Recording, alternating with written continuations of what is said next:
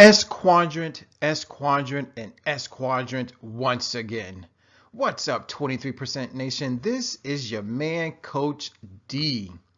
And guys, today I'm bringing you the 10 reasons why we are not wealthy yet.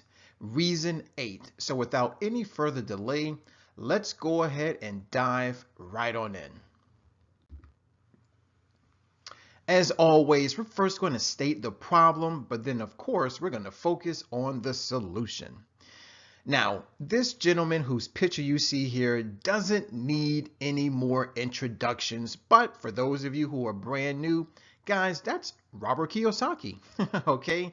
He is the author of the book series entitled Rich Dad, Poor Dad. So the problem that we're discussing tonight is you, or shall I say, we reside in the S quadrant. Now, I know that a lot of people may be wondering what in the world is the S quadrant and what does the S quadrant have to do with Mr. Robert Kiyosaki? Well, in a nutshell, Robert Kiyosaki wrote a book entitled The Cashflow Quadrant. And in this book, he basically details how every person fits into one, if not more than one, of the 4 quadrants when it comes to earning money. So tonight, we're going to talk about those of us who reside in the S quadrant. So now that we know the problem, ladies and gentlemen, let's, more importantly, focus on the solutions.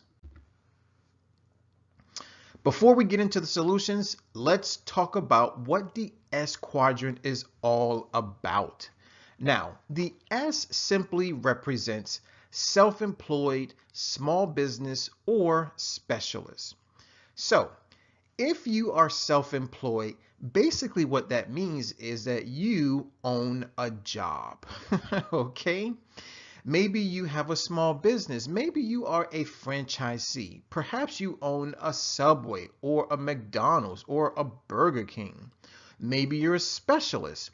Perhaps you are a barber or a hairstylist, a musician, an actor, a plumber, a personal trainer, a realtor, a doctor, or a lawyer.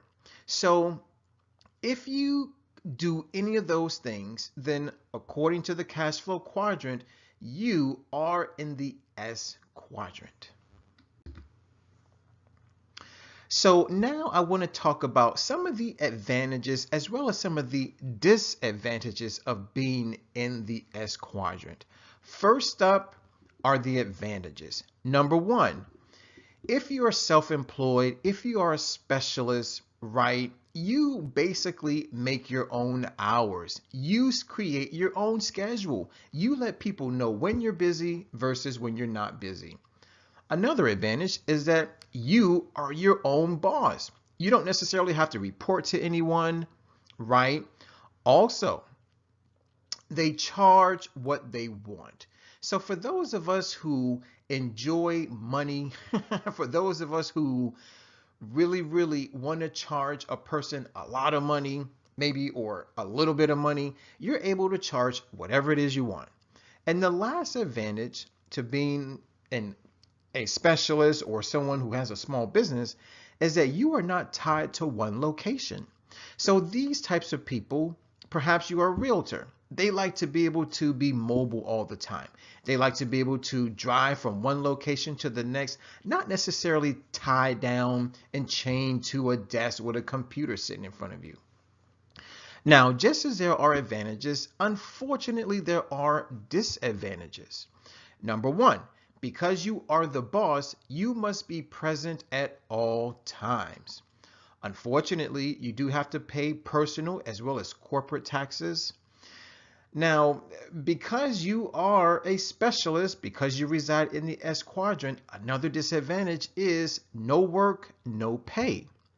Unfortunately, there is no retirement, no vacations, and you do have to provide your own insurance. And if we want to bring feelings, or shall we say emotions, into this particular quadrant, Robert Kiyosaki says that one huge disadvantage of people who reside in the S quadrant is that they lack trust. They are often heard saying these words: if you want something done right, do it yourself. There you have it, guys. Those are the advantages as well as the disadvantages of residing in the S quadrant. So now let's talk about the solutions, okay? We understand the problem. Now let's focus on the solutions. Solution number one is think like a big business, ladies and gentlemen. Let's move ourselves to the opposite side of the cash flow quadrant, right? So in order to think like a big business, number one is we got to start trusting more people. So trust more people through delegation. That's right, guys. So always understand this. You cannot do everything on your own. Now, you may think you can, and you probably are doing things on your own, but unfortunately, your efforts are going to reach a ceiling. That's right. See, what you have to understand is that everybody has 24 hours in every single day. So if you're doing all the work, then you will only get done what you accomplish. So let's start delegating. That's right. Give other people other responsibilities. Take a little bit of the load off your back. So you may want to hire a GM or a manager, or at least get some type of assistant to at least make phone calls, whether those are prospect calls, sales calls, marketing calls. Maybe find someone to return your emails, or maybe hire a company to do your social media posting, things like that. Okay, moving forward. Solution number two, again, think like a big business. Put systems in place to create more efficiency. So what do I mean by systems? 23% Nation, I know you're asking, right? Hire experts to handle inventory, marketing, bookkeeping, etc. Solution number three, still think like a big business, right? So here's what's very important. Solution number three is focus on growth, not maintenance. Guys, in order for you to make that transition from the left side of the quadrant to the right side of the quadrant, you have to focus on growing your business. So here are some examples. Acquire more locations, but only if the business can actually afford it. Also, increase your online presence. It's very important that you be where your customers are. Also, build your team. Remember, guys, running a business is a team effort. Yes, you may be the head honcho, right? But it's very important that you have people who can support your dream underneath you. And so once we have that team, it's very important to begin delegating specific tasks. Solution number four. If you really, really, really want your business to grow, what do they say? Sales cures all. Okay, well, guys, you got to earn more customers. That's solution number four. Earn more customers. Now, how do you do that? Easy. Networking and prospecting. Once again, networking and prospecting. Take your business cards, take your flyers, go to a card exchange, or go to some type of networking event.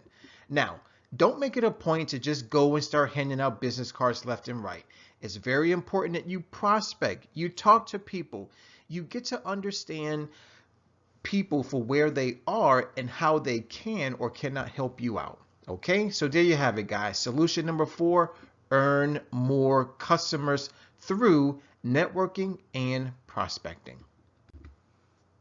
Solution number five is to get help. Okay, remember, we're trying to make the transition from the S quadrant into either the B or the I quadrant. That's right. So how do we get help? Here are a few tips.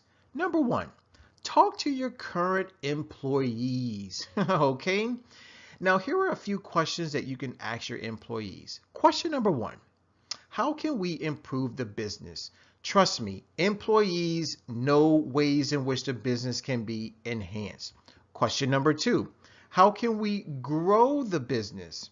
Question number 3, what will make your job easier? Question number 4, how can I improve as your boss? And question number 5, how can we lift employee morale? All right, so there you have it, guys. Let's get help from our current employees, or if you don't have employees, maybe the people that you're currently working with. Maybe you have a family member or a few friends that are helping you out. Great. Well, ask them these questions.